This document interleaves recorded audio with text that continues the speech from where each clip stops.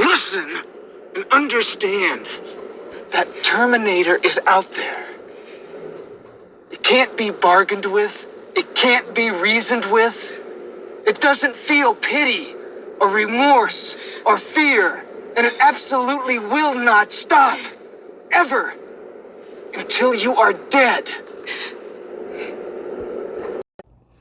Welcome back to the channel, ladies and gentlemen. This is the Pen Decker of Crypto Kung Fu, bringing you through the 36 chambers of financial independence. Why are we actually here? We are here to learn about some projects, about how we can utilize these tools in order to obtain financial independence by becoming our own bank, thus taking our own financial destiny into our own hands. But beware, there are those that will try to convince you that you need to take your independence and make it codependence, whereas you will be dependent upon them once again. Now that you have this newly found tool and this neutralizing power of that which you are trying to get away from, which is the perpetual poverty and that, or being regulated and told what you can do, when you can do, how you can do, this new tool of cryptocurrency gives us the ability to neutralize those powers of force. What is force? Force is a principle that says you will do what I want you to do or else. Now, this takes us back to the regenerative power of humanity. What do I say when I say regenerative? That's actually what cryptocurrency is.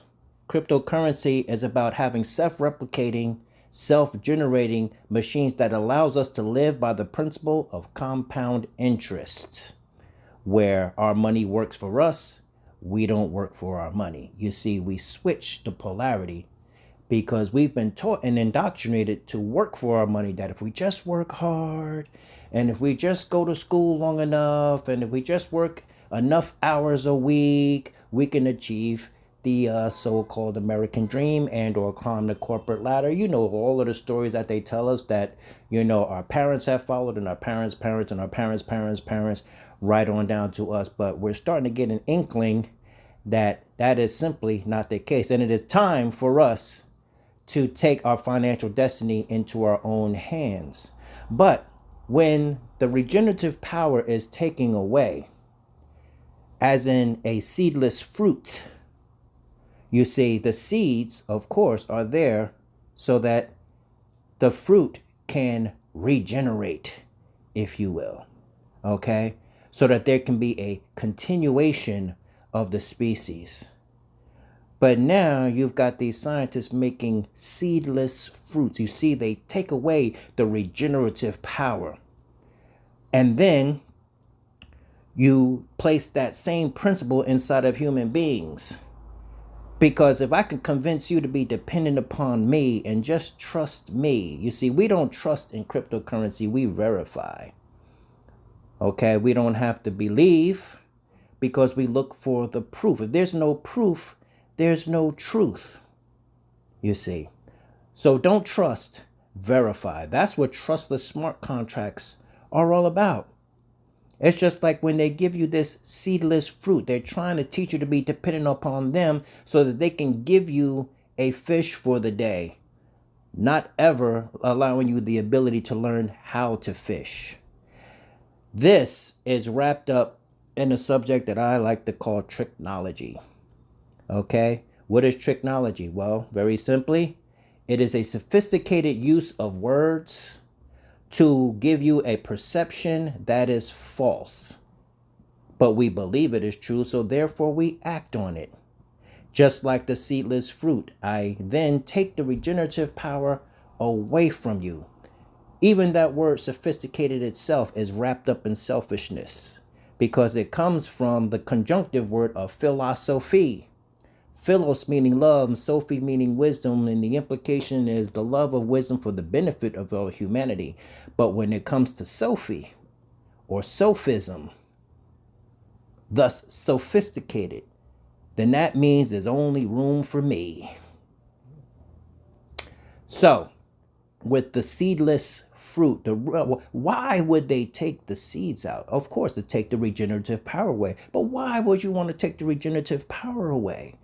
Because now you are dependent upon me, because I hold the storehouse of the resources. And if you don't do what I say, then you will starve. This is why Amschel Rothschild said, as he was trying to put a central bank here in America, and they fought against that for quite some time because they knew the danger of that. But Amschel Rothschild said, give me control over a nation's currency and I care not who makes its laws. In other words, your laws do not apply to me, because if you mess with me, you won't be able to pay your rent and you won't be able to feed your children, because I control the economy.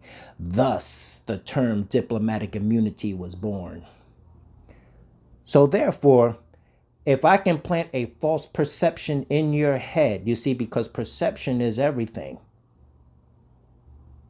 If something happens in your life, based upon your perception will determine whether it's good or bad. The situation hasn't changed, only your perception. Because if I believe this thing that has happened is happening to me, then I experience dysphoric emotions and I go through this whole roller coaster of things. But if it's happening for me, I now have gratitude and joy. You see, the same situation is present, yet depending on how I perceive it will determine whether it is constructive energy or a destructive energy, because our perception controls our thinking. Our thinking controls, our perception controls our thinking controls our emotions, and our emotions ultimately control our behavior. So if I was the practitioner of wicked wisdom, if I can give you this, convince you to not only take, but to buy, to use your money to buy this seedless food, you thus become dependent upon me. If I can convince you to have odd relationships, the human power of regeneration is taken away. And then I use what's known as a Hegelian dialectic to make you think that it's your idea. And I pat you on the back and I show you a little social acceptability. So now you feel good about your new idea, which is actually my idea. This is also known as a subliminal suggestion, and it is used in many instances. It is used in NLP, neuro-linguistic programming. Okay. This is how we start to decipher the language, the psychological language of tricknology. This is how we start to decipher that silent language that instructs you from your blind spot. If you don't understand the symbols, you see, that's why they say a picture is worth 1,000 words, because a picture is a metaphor. And what is a metaphor? You see, these are synonyms. A metaphor is a story about one thing that explains something else. So if I can give you a picture or a symbol, I can instruct you from your blind spot, because you don't understand the symbol. I only made you think that you understood the symbol. You have a surface level understanding of the symbol because you think it's a cute little owl, when in fact it's a esoteric symbol of those that practice hidden knowledge.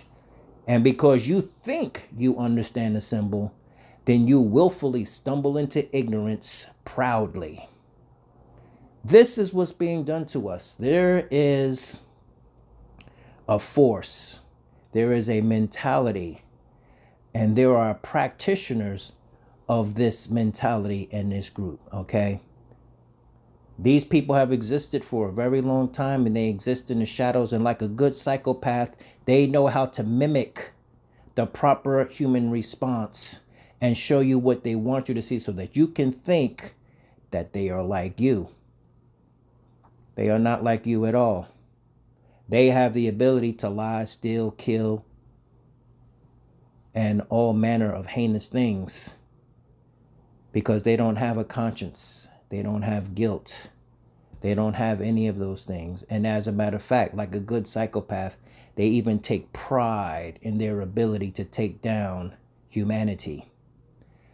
So I encourage you to study to show yourself approved, because the only way that you can become the rightful master of yourself is not to allow them to turn you into that seedless fruit. Non-regenerative powers physically, so therefore you start to decay. Non-regenerative powers mentally, so therefore you are dull.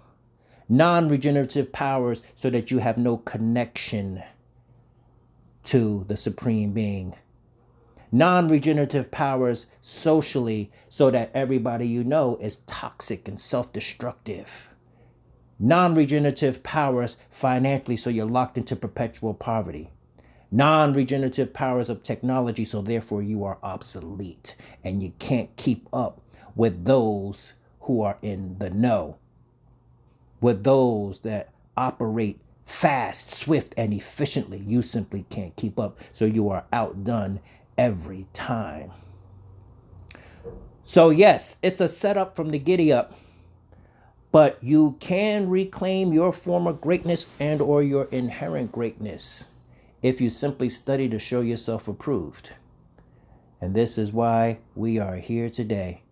We are here to not succumb to these technological Hegelian dialectic, behind the scenes, symbolic, silent tools for quiet wars, because there is indeed a global attack on you. They spend billions of dollars to make sure you stay right where you are. And the minute you start to try to take control of your own financial destiny and control of yourself in all the other areas of your life, at that point they will reveal that this is something you're not supposed to do. You're supposed to rely on us. And the minute you start to become fully self-supporting is when your enemy will reveal himself. So there you have it, ladies and gentlemen. This is just a quick talk from the Pendecker, just giving you a little mental cultivation, a little checkup from the neck up, because things are not what they seem. Take another look. This is where the word respect comes from. Respect yourself. Re means again, spec means to look. Take another. This is where the word respect comes from. Respect means to look. Again, respect, to look again. Because that which you think you understand as a knee-jerk response, oh, I understand this. No, you don't. Take another look. Look deeper. Okay? The stage has been set.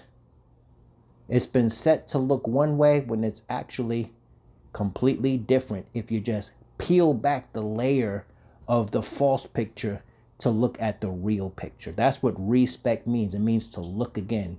So respect yourself, respect your enemy, and study to show yourself approved, and inspect and research. This is the Pendecker once again. Peace and blessings. Talk soon.